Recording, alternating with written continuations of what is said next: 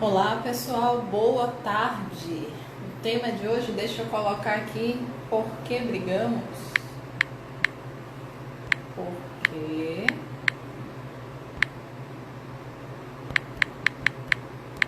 brigamos?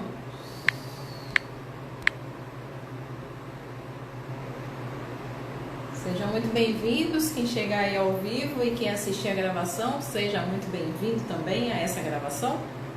A nossa sessão de hoje, né, que eu não posso chamar isso aqui de live, é uma sessão, por quê? Porque tem uma atividade reflexiva. Boa tarde, Vitor! Tem uma atividade reflexiva e tem uma virada de chave aqui. E o tema de hoje é por que brigamos? E como que surgiu esse tema? Que beleza! Esse tema, pessoal, esse tema, Vitor, e quem vai assistir assim essa gravação e o replay, esse tema veio por causa de uma história de um pai que eu estava atendendo, né? Ele é separado e tem a filha que trabalha, que mora com a mãe, né? A criança mora com a mãe e com a avó. E o que acontece? Ele, um psicólogo bem esclarecido sobre esses dramas existenciais todos, e a mãe não tão esclarecida assim.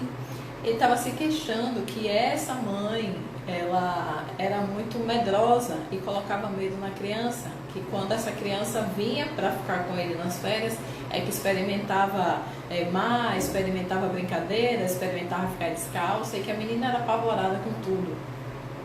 E aí ele muito transtornado, né, querendo dizer assim, caramba, eu preciso resolver minha vida para salvar minha filha da mãe dela. E aquilo me chocou, né? Quando ele falou assim, preciso salvar minha filha da mãe dela. Mas espera aí, o que está acontecendo? Por que você não conversa com ela? Aí ele falou, porque quando eu tento conversar, a gente sempre briga. E eu estou observando, assim, nas discussões e nos relatos de sessão individual, e o pessoal sempre comentando da dificuldade que está sendo a convivência na quarentena, pela dificuldade do diálogo. Principalmente a maior queixa que se coloca é a fulano não sabe conversar, fulano não sabe dialogar, a gente não tem conexão, a gente não tem empatia, e por isso que nós brigamos. E aí eu quero trazer para vocês aqui alguns pontos que são a base para essa briga acontecer, e que se a gente olha para isso e a gente gerencia esses pontos, essa briga ela vai acontecer num tom construtivo e não destrutivo, porque o conflito ele é necessário para o crescimento de uma relação. O conflito no sentido da divergência de opinião. Agora, a diversidade ela só é útil quando ela tem um objetivo comum, né, de enriquecer o debate para a gente chegar no objetivo comum. Isso é princípio de conciliação. Eu quero que você comece a anotar aqui o primeiro erro que acontece quando a pessoa, né, os envolvidos em um conflito, em uma briga, estão nessa situação. O primeiro equívoco que acontece é confundir falta de diálogo com inabilidade de conciliar. Falta de diálogo com inabilidade de conciliar. Por quê eu estou dizendo isso? Porque tudo é comunicação, tudo é diálogo, tudo é mensagem. Se essa pessoa torce o nariz, ela está comunicando. Se ela está em silêncio, ela está comunicando. Se ela está gritando, ela está comunicando. Tudo é comunicação, tudo é diálogo. Tudo tem um emissor e um receptor. Se esse emissor estiver parado e calado, a expressão corporal dele vai emitir uma mensagem e o outro vai receber. Então, quando a gente fala assim, caramba, fulano não conversa, fulano não dialoga, fulano é muito fechado, eu não consigo entender o que ele quer, ou essa mulher está sempre estressada, essa mulher ou esse homem é uma bomba relógio, eu não consigo conversar, eu não consigo dialogar. Não, isso está havendo uma comunicação. Está havendo um diálogo, mas não está havendo conciliação, não está havendo alinhamento entre expressões de mensagens. Isso é a primeira coisa que a gente precisa entender. Por quê? Porque quando eu entendo isso, eu começo a observar quais são as mensagens que o outro está me emitindo, está emitindo para mim. Esse silêncio quer me dizer o quê? Porque assim, ó, quem tem filhos ou quem já teve que ficar em algum momento com um bebê que não sabe falar, entende o que é desenvolver essa habilidade de buscar entender e compreender a necessidade do outro. E a necessidade do outro, ela é exposta através dos sentimentos. Na régua de comunicação positiva, eu trago uma graduação entre sentimentos e necessidades correspondentes e nível de energia que esse ser humano está emitindo. Mas o que acontece? Se essa pessoa está sempre reclama de tudo, reclama do trabalho de casa, reclama do trabalho fora, reclama da criança, ou reclama da rotina home office, ou reclama da situação atual, essa pessoa está comunicando, tá? Então, o que é que eu preciso? Primeiro passo, né, primeiro erro, na verdade, primeiro equívoco, é diferenciar o que é mensagem do que é conciliação e tirar do nosso vocabulário, tirar do nosso radar essa questão de dizer que o outro não fala, que o outro não se comunica, que o outro não se abre. Tá todo mundo dizendo o que quer e o que é. A gente precisa se esforçar para entender a necessidade. Eu sei que vocês estão aqui para isso, para aprender a praticar melhor esse filtro de mapeamento da necessidade do outro, dos seus sentimentos e dos sentimentos dos outros, tá? O segundo erro nessa questão das brigas é confundir simpatia com empatia, tá? E aqui a gente tem vários conceitos sobre empatia, que empatia é se colocar no lugar do outro, que empatia é compreender o sentimento e a necessidade do outro. Bom, é o seguinte, ninguém consegue sentir exatamente o que o outro sente. Você vai se esforçar a vida inteira e você não vai conseguir sentir exatamente o que o outro está sentindo, porque o outro tem uma construção cognitiva, uma construção emocional, uma construção histórica que faz com que ele veja e sinta o mundo daquela forma. Então, isso é a primeira coisa para a gente entender. Por quê? Porque quando alguém fala assim, poxa, você não se coloca no meu lugar, você não me compreende, você não sabe o que eu sinto. E realmente você tem que concordar. Eu não sei o que você sente. Desculpa, mas eu não sei o que você sente. Eu imagino o que você sente. Se você me contar, se a gente construir essa ponte, eu vou entender melhor talvez o que você sinta, mas isso vai ser no campo da imaginação. Eu vou me colocar, né, de um modo até teatral no seu lugar. E mesmo que eu tenha uma experiência parecida com a sua, eu sempre vou responder de modo diferente, de modo singular. Outra questão. Muita gente fala assim, a pessoa está em sofrimento, a pessoa está num drama existencial, certo? Marido e esposa. A esposa está num drama existencial, está com problema com a autoestima dela, ou, sei lá, ela é muito oral, ou é muito comunicadora, e está reclusa por causa da quarentena, por exemplo. Então, ela está sentindo um sofrimento muito grande. Esse marido, ele olha para essa situação e busca compreender como for possível para ele. Aí, essa esposa diz assim, você é insensível, você é frio, você não tem empatia, você não está sentindo o que eu estou sentindo.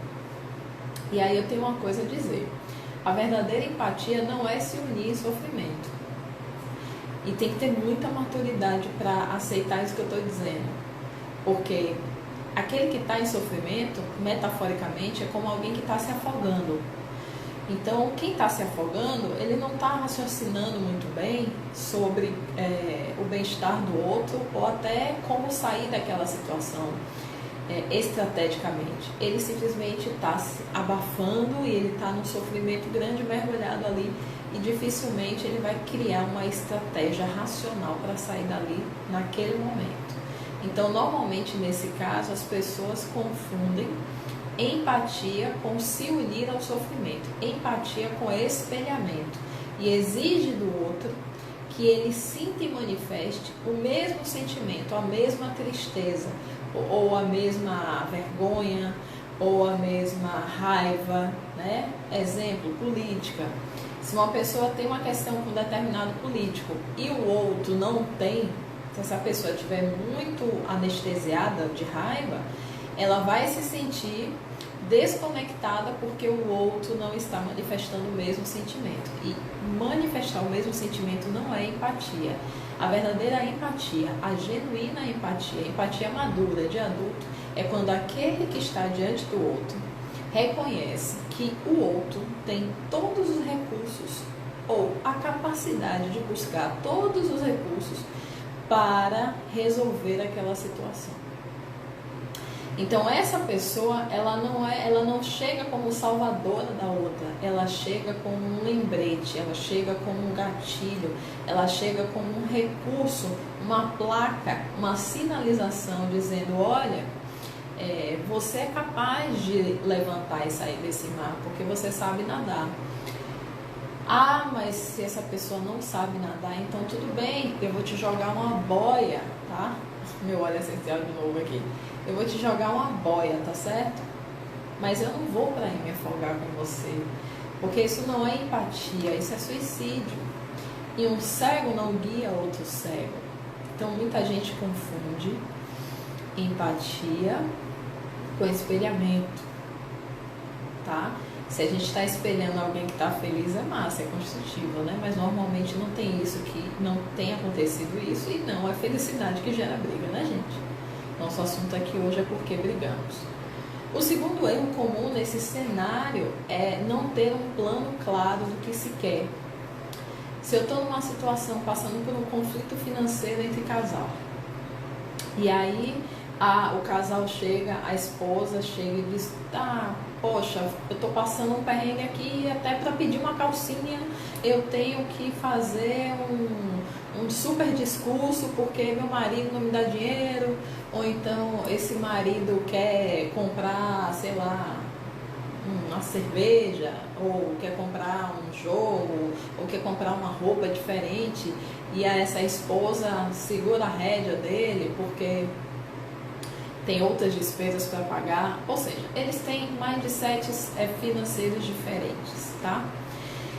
Quando entra um conflito, cada um está colocando sobre a mesa a sua necessidade, os seus sentimentos e as suas necessidades.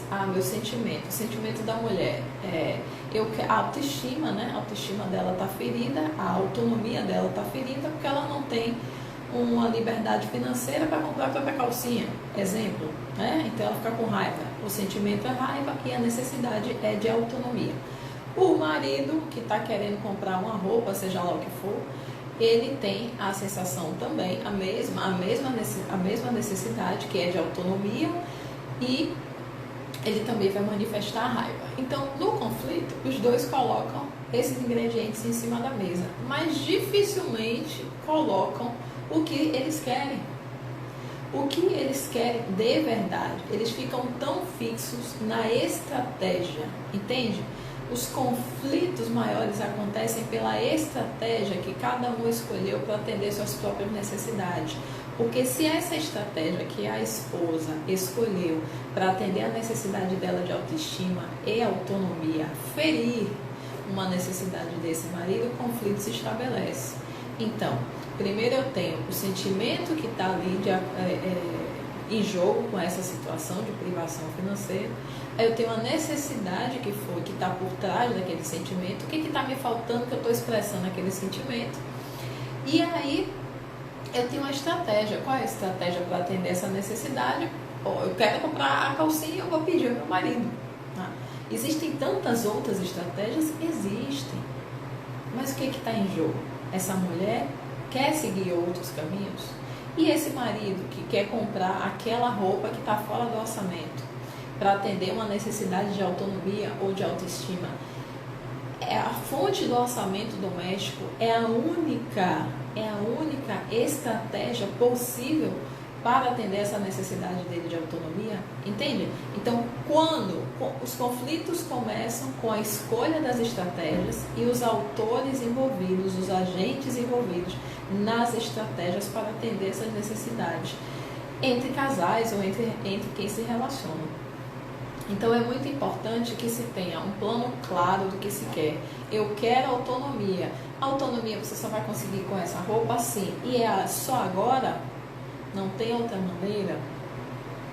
Porque a necessidade de autonomia é universal, gente.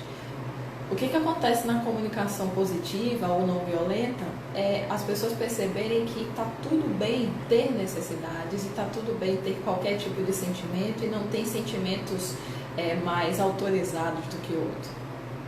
Todo sentimento é uma expressão de uma quantidade de energia disponível e de uma necessidade atendida ou não. A problemática vem quando eu escolho a forma como eu atendo essa necessidade e eu escolho o autor do atendimento dessa necessidade. Porque a forma, a estratégia que eu escolho pode atingir alguém, ela pode não ser ecológica, e os autores e os agentes que eu escolho para atender essa necessidade é justamente que vem a tal da linguagem da culpa, os conflitos de papéis, né? Ô fulano, mas você é meu marido, você tem a obrigação de me dar. Ô fulano, você é minha esposa, você tem a obrigação de me dar. Aí já vem a questão de valores, o que cada papel representa naquele casal, naquele relacionamento. E a estratégia que aquele homem e aquela mulher está buscando para atender esta necessidade de autonomia. Estão me acompanhando? O nosso tema de hoje é por que brigamos? E aqui eu estou trazendo os 3 erros principais que acontecem nesse cenário para manter essa briga acontecendo sem resolução, sem conflito. Primeiro é confundir a falta de comunicação, a falta de diálogo com a ausência de conciliação, tá? Uma coisa é comunicar, outra coisa é conciliar. Tá todo mundo comunicando o tempo todo. A segunda coisa é confundir a empatia, né? Exigir do outro que ele sinta o que a gente sente, como na realidade isso é impossível.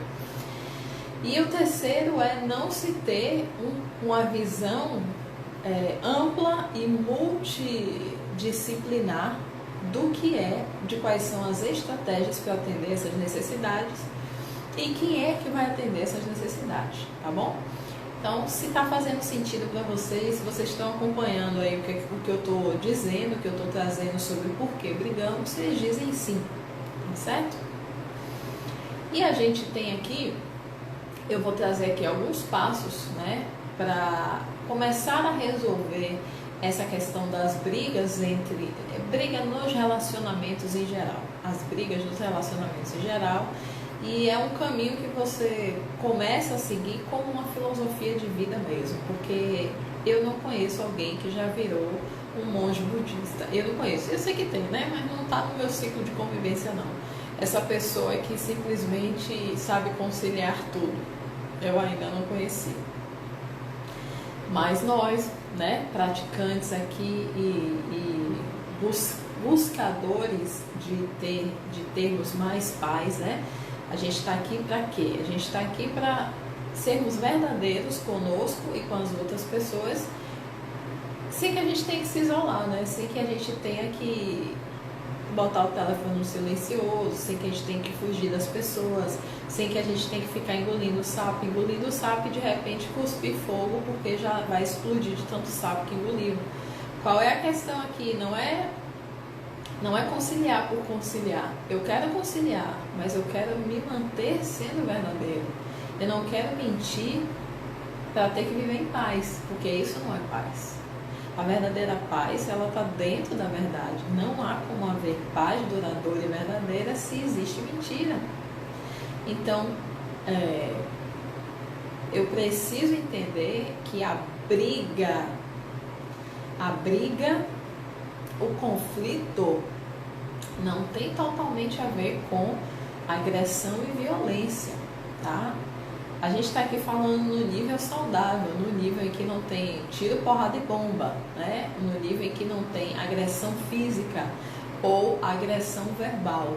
Aqui a gente está falando no nível, por exemplo, de um casal que passa uma semana sem se falar dentro de casa, se evitando, que não consegue nem mais olhar no olho do outro, porque está de sapo por aqui, justamente pela inabilidade de falar a verdade sem medo, né, de ter uma represália maior, ou de magoar aquela pessoa, ou de, sei lá, ter uma abstinência sexual, ou de ter uma perda financeira, ou medo de rejeição, ou de qualquer outra coisa que possa acontecer se aquela pessoa discordar de nós.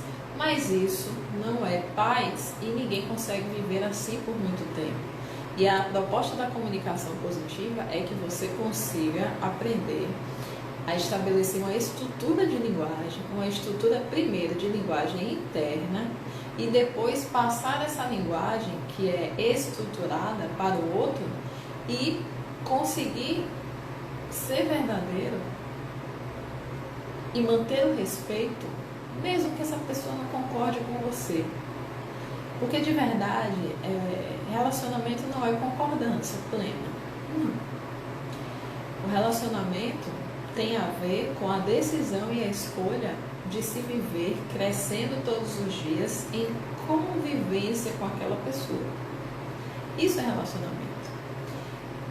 Eu não posso exigir que o outro concorde com tudo, ou que eu concorde com tudo que ele pensa ou fala, para que estejamos juntos.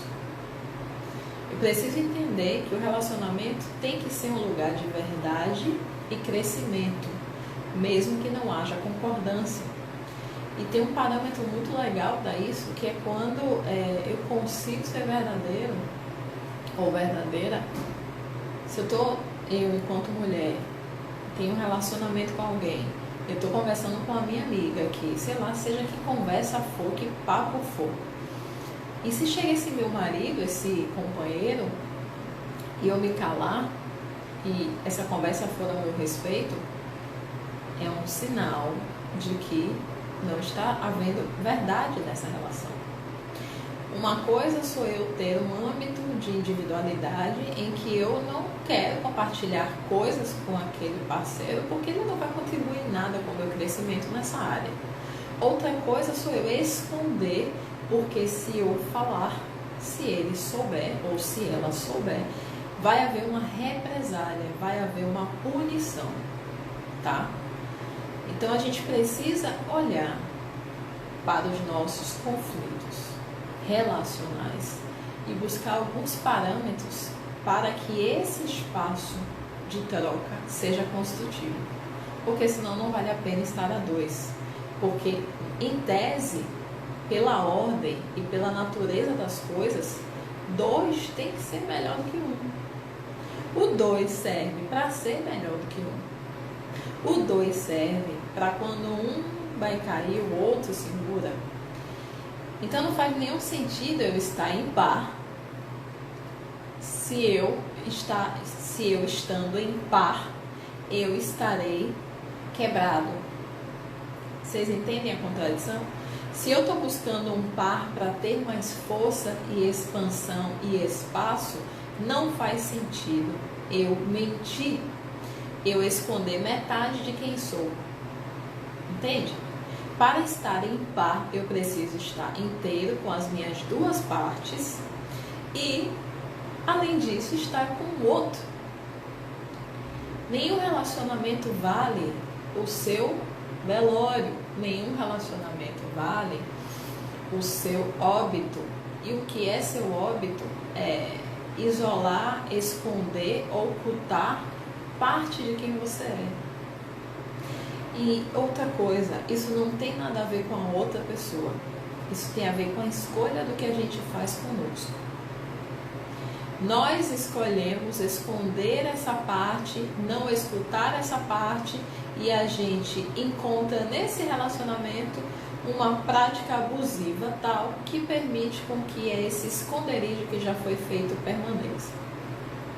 Então o que a gente precisa entender que, por que brigamos, o primeiro passo para resolver essa questão é começar a praticar a comunicação não violenta. A comunicação não violenta, em resumo, aqui nessa sessão que já está quase acabando daqui a pouco, é um método que estrutura a linguagem em 4 passos e que trabalha a prática de observação das observações, né? Estou sendo redundante, mas o primeiro passo que é praticado nessa metodologia é você observar o que está à sua volta, buscando retirar o julgamento. Então, um casal que está brigando é um casal que está comunicando. O que é uma briga, o que é um diálogo, o que é uma agressão, isso aí vai da sua observação e do seu julgamento. Segundo, até porque tem gente que fala gritando e diz que está falando assim porque está com energia, e o outro acha que está apanhando com as palavras, né? Tudo isso a gente tem que saber qual é o termômetro de cada um. Primeiro eu observo, eu vou treinar minha observação. Segundo passo, eu vou identificar os sentimentos que eu tenho quando eu estou nessa situação. Então, a prática de identificar os sentimentos é uma filosofia de vida, porque quando eu identifico os meus sentimentos, o que acontece? Eu sei identificar quais são as necessidades que estão negligenciadas, sei o meu nível de energia disponível, né, o quanto de hertz eu tenho disponível, e as estratégias que eu vou buscar para atender essas necessidades. Então, observação, sentimento, terceiro passo. O terceiro passo são as necessidades. Quais são as necessidades que eu estou tendo nessa situação, que eu estou manifestando raiva, ou inveja, ou ciúme, ou vergonha, seja o que for. E finalizando os pedidos. Nós não aprendemos a pedir, não nos ensinaram a pedir. Normalmente as pessoas usam, no lugar do pedido, usam ameaças, ou ficam fazendo jogos de adivinhação, né? Você não viu que você não viu que o café acabou? Nossa, mas estava aí na geladeira, você toma café todo dia e você não viu que o café acabou? Não, ele não viu que o café acabou. Se tivesse visto, teria ido comprar, ou simplesmente não quer mais tomar café? Está pouco se importando? De fato, esse jogo de adivinhação é uma expressão da inabilidade de pedir. Porque as pessoas têm receio de pedir, muitas pessoas têm receio de pedir, porque tem medo da negativa, tem medo de se vulnerabilizar, já está com raiva por outros motivos, exigindo que o outro tenha uma percepção apurada das necessidades que estão ali presentes e que não são comunicadas de acordo com o filtro do outro. Porque a pessoa está comunicando sempre o que ela precisa, mas talvez o outro não entenda, porque o sistema de pensamento dele não foi treinado para isso. Então, a comunicação não violenta, né, que é uma das ferramentas que eu uso na comunicação positiva, passa pela prática desses 4 passos: observação, sentimentos, necessidades e pedidos. A gente vai virando praticante nessas etapas e conseguimos expressar melhor a nossa verdade, conseguimos fazer pedidos mais assertivos, conseguimos dizer não com mais facilidade, conseguimos criar estratégias melhores para atender nossas necessidades, conseguimos deixar de culpar o outro, porque essa estrutura de linguagem facilita a nossa conexão com as pessoas, tá? Isso não quer dizer que não vai ter grito, que não vai ter palavrão, que não vai ter um de mal com o outro, mas significa que nesse ambiente de discordância e de opiniões diferentes existe um foco muito claro, que é gerar uma ponte em algum momento. E o segundo passo que a gente precisa ter depois de estudar a comunicação não violenta e assumir isso como uma prática de vida é estudar os traços de perfil de cada pessoa, né, do seu companheiro, da sua companheira, dos seus filhos, dos seus colaboradores, do seu chefe, os traços de perfil de personalidade e o formato do corpo dessa pessoa. Porque o formato do corpo dessa pessoa expressa o que a mente dela, como a mente dela funciona. No decorrer aqui das nossas sessões, né, desses 100 dias de sessões, vocês vão aprender muito sobre traços de perfil de personalidade e formato do corpo.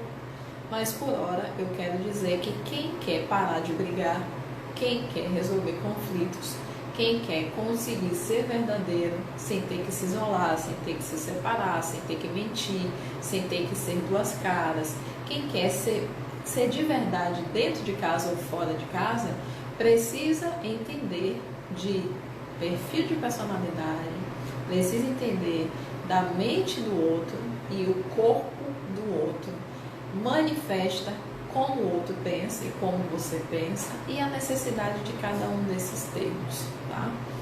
E o terceiro passo para gerenciar muito bem essas brigas é criar uma lista de critérios que deve permear a relação de vocês. Dificilmente as pessoas fazem isso. A minoria das pessoas fazem isso. Porque fica parecendo mecânico, né? Não, isso aí é uma exigência. Não, é robô. O que acontece? Eu vou ter que me comportar desse jeito. Mas quando a gente coloca numa lista o que a gente está esperando do outro, o que eu espero de uma mulher? O que é uma mulher boa para mim? O que é um homem bom para mim? O que é um chefe bom para mim? O que é uma filha boa para mim? O que essas pessoas têm que fazer? Quais são as necessidades que eu preciso que essas pessoas atendam? Então, criar essas listas facilita essa comunicação e o feedback fica muito mais fácil. Fica muito mais fácil da outra pessoa também cumprir, porque se ela não sabe, o que ela vai fazer? Ela vai fazer o que é necessário para ela. Por quê? É por provocação? Não, é porque o mundo dela gira em torno do umbigo dela. Para ela sair do universo dela, ela tem que ser convidada e ter um benefício e interesse para fazer isso. Tá? E qual é o interesse de se saber o que o outro quer? É agradar o outro e ser agradado. É dar e receber, é ter as recompensas desse agrado. Então, a gente precisa criar essas listas. Então, o que eu recomendo para você? Continue aqui nessa exigir atitudes. Esse exigir, Rogério, já pega um pouco, né? Porque às vezes a pessoa traz até uma palavra falada de um jeito assim.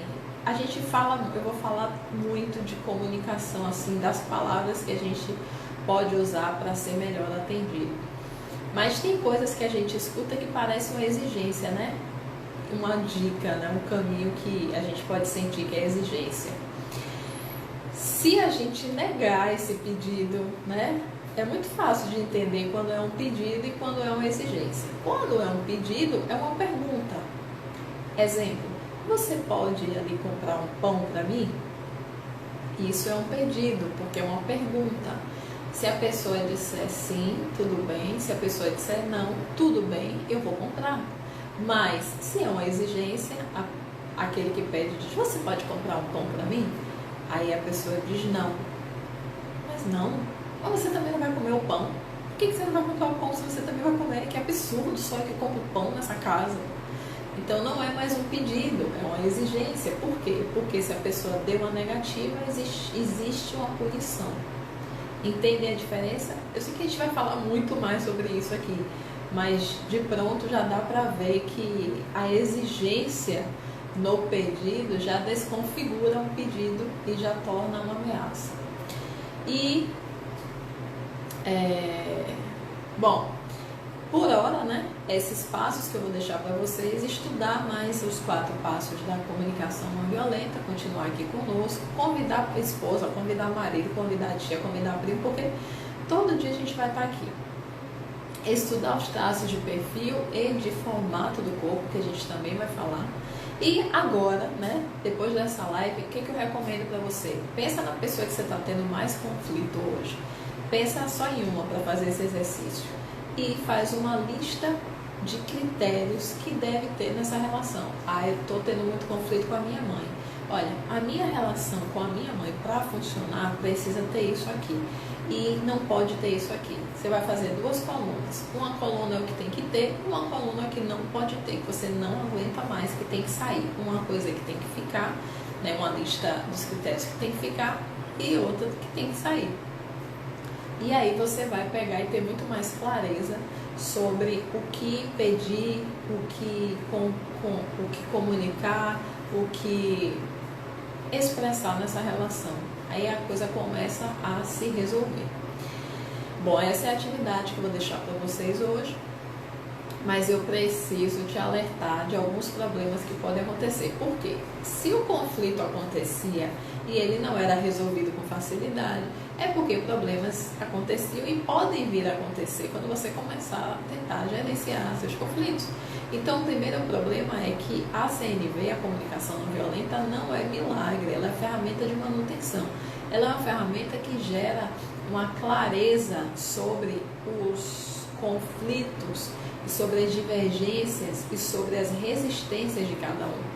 Ela é uma ferramenta que traz uma clareza e que auxilia na manutenção, mas o que gera a paz e o que gera a conexão entre as pessoas é a consciência. Quando eu amplio a minha consciência, a minha percepção sobre quem eu sou, o que eu quero, o que o outro é e o que o outro quer, aí dá uma virada de chave. A prática da comunicação não violenta é para manter isso. Então, assim, ou você escolhe adotar uma filosofia de comunicação e de verdade dentro dos seus relacionamentos em geral, deixando para trás o que não deu certo e buscando fazer diferente daqui para frente, ou a história se repete. Então, o momento de se ferramentar é agora. O momento de se ferramentar é agora. O problema 2, não existe casal perfeito, não existe melhor perfil, não existe melhor chefe, melhor funcionário, não existe o melhor filho. O que existe exatamente é uma escolha, como eu disse, de fazer funcionar. Dentro de um espaço em que cada um possa ser ele mesmo, começando por você.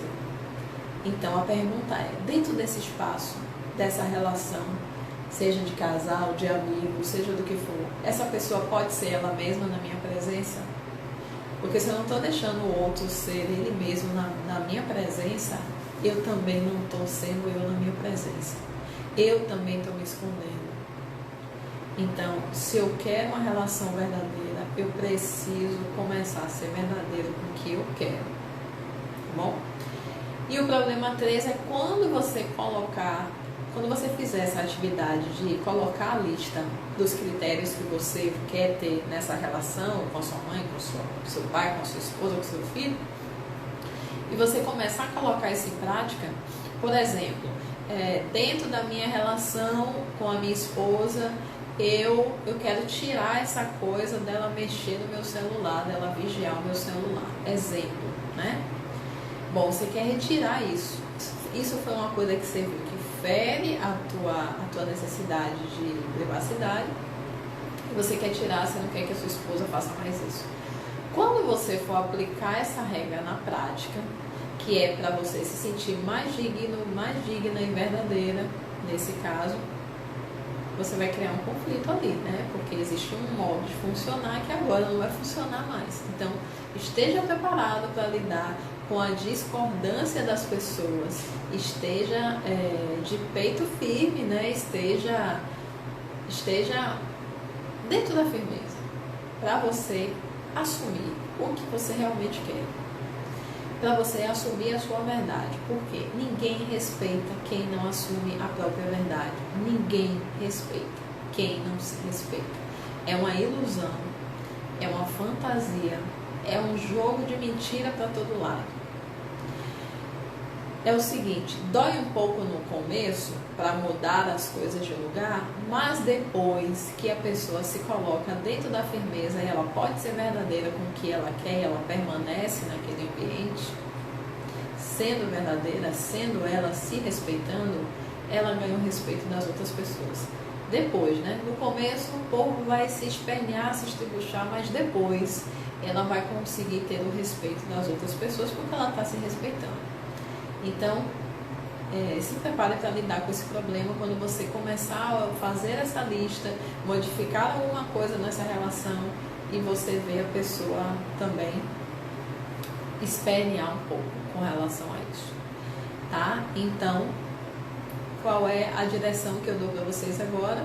É justamente entrar no grupo do Telegram, né, de comunicação positiva, que o endereço está aqui no perfil, e lá a gente vai trazer, eu vou trazer mais exercícios para vocês. A régua vai estar lá até o final da semana, disponível para vocês imprimirem, colocarem na geladeira ou colocarem no quadro para ficar medindo o sentimento e a necessidade que está nesse momento. Isso vai te auxiliar muito a resolver as brigas e os conflitos, tá bom? Quem é advogado que está assistindo aqui, daqui a pouquinho, às 19 horas, estarei no perfil Advocacia de Referência, falando sobre insegurança profissional. Foi uma honra, foi um prazer estar com vocês. Escreve aí nos comentários o que você aprendeu com essa exposição. O que você aprendeu, né, em uma frase ou uma palavra, o que você aprendeu com essa exposição e o que você vai fazer com isso. Qual é a atitude, qual é a ação que você vai tomar com o que você aprendeu aqui nesse momento. Porque aí você dedicou seu tempo precioso, né? Então, vamos fazer alguma coisa com isso, tá bom?